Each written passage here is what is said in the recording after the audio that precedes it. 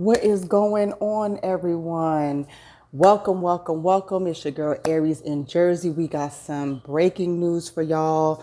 I gotta talk to y'all. We're gonna have to discuss this because this is getting very, very, very serious. But before we do, make sure you like, share, and subscribe. Remember, it doesn't cost you nothing and it's for the free easy.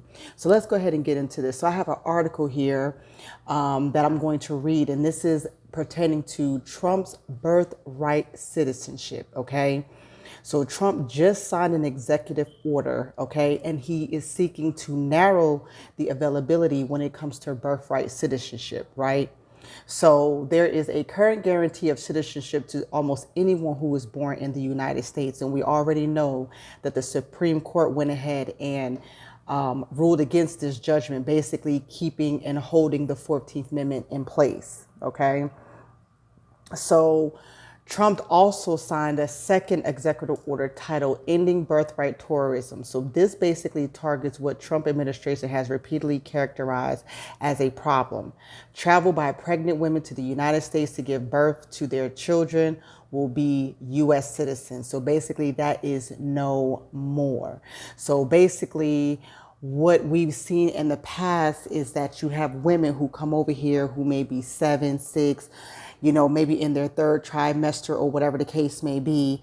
And, they're about 6, 7, 8 months or whatever due. And what they try to do is gain entry into the United States to have their baby here, thus granting the baby citizenship. And, more than likely the mother and the child will be held together. Basically, Trump administration is basically seeking to end that. So it says Trump signed the first executive order seeking to restrict birthright citizenship shortly after his inauguration in January of 2025. The order barred children whose parents were either undocumented immigrants or only in the United States temporarily from gaining automatic U.S. citizenship. Okay. So basically they are seeking to end all of these little backdoor deals that they have been trying to get around. And I just want to say that, I'm actually in agreement with this. Listen, I understand that people come here and they want to seek refuge because, to be honest with you, it's popping here in the United States, okay? I've traveled to a lot of these other countries and I've seen how some of these people live in these other countries. And really, it's the creme de la creme when it comes to the United States. They don't have EBT. They don't have welfare. They don't have all of these government sponsored programs. They don't have 401ks and things of that nature. They don't have all of those social programs that many of the immigrants qualify for when they come to the United States. Okay. So they get this information from either friends or family members who are already here. So they come to the United States seeking that. And there are a lot of benefits and set-asides that are intended for a lot of these immigrants who come here. There's no reason that they are given small business loans and things of that nature when it's people who were born here in the United States like myself who have to go through way more scrupulations to get a small business loan. But you see an East Indian come here or you see an Arab come here and within a few years they are a business owner. That is done by design. They have benefits. They have all types of grants and special money and set-asides for these immigrants who come here. So this is the reason why they are able to do great. This is not no whole, they come here and they pour themselves up by their bootstraps and they just do so much better. No, they are giving benefits and set-asides. Okay. Let's be very clear.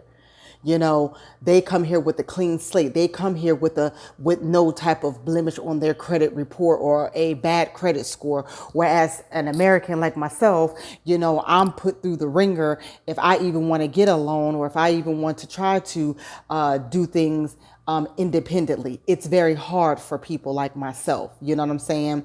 They have these grants and these set asides for so-called minorities, but minorities can be white women, they can be the LGBT community, they can be other melanated groups that come from East India or Africa or the Caribbean. So it doesn't always necessarily mean Black American. So it's 10 times harder for me versus someone who's coming over here from East India or whatever. So Trump administration basically is doing a workaround from the decision that was given from the Supreme Court. Justice basically telling them, hey, we're not going to go ahead and rule against this, but we're going to leave a little bit of wiggle room for you guys to kind of go in and kind of nitpick at certain things. And this is exactly what they're doing. They are finding little loopholes so they can still implement the birthright citizenship without going against the ruling from the Supreme Court justice. So this will be very interesting because as we've seen, even in places like Miami, you have the ICE raids have ramped up. You have some of the temporary protective service people who were on that list or who fell into that category. When they go to do their check-in, they're getting ankle monitors now. The government is not playing with these people. And, it's an unfortunate situation because many of these countries we know are in the condition that they're in, not because of the United States not having their hand in making them that way. Meaning that we know that the United States goes into countries and they put sanction on these countries, then they cause havoc within the people, which causes infighting. And then next thing you know, the U.S. is swooping in there, taking all of their resources and leaving the people with nothing, so we're not going to pretend like the U.S. doesn't play a hand in some of these nations being the way that they are. However, you have a lot of corruption that comes within their own government. And not only do they have the corruption within their own government, but then these people undermine each other within their own communities. So we see a lot of that play a part when they come to the United States. And now it's being pushed to the forefront that, a lot of these immigrants, they just going to have to go. A lot of people I feel are not really on the immigration bandwagon for the reason that, people want to focus on what we have going on here in the United States. Immigration to me, I don't think is helpful. I don't think that is something that we really should be focusing on. I think we need to focus on the things that are going on here in America. And we always need to take care of what's here in America first. So it's going to be very interesting to see how this is all going to play out because, at this point, a lot of people really don't have any other options. They are basically sending these ICE trucks in double time to get these people up out of here. And a lot of businesses are suffering. Not only that, but some of these businesses who are suffering voted for Trump. So you kind of getting what you voted for.